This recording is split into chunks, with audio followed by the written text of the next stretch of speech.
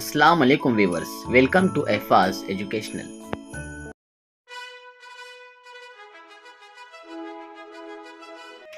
Independence Day.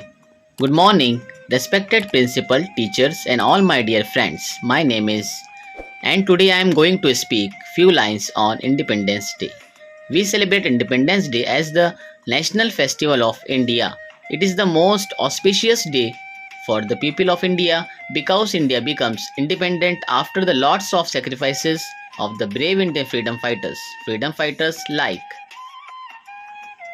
Mahatma Gandhi, Maulana Abul Kalam Azad, Bhagat Singh, Netaji Subhash Chandra Bose struggled to make our country free from the Britishers and sacrificed their lives for the country. They devoted their entire life for the freedom of our country.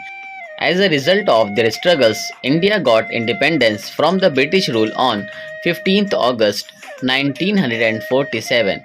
After independence, we got our own constitution.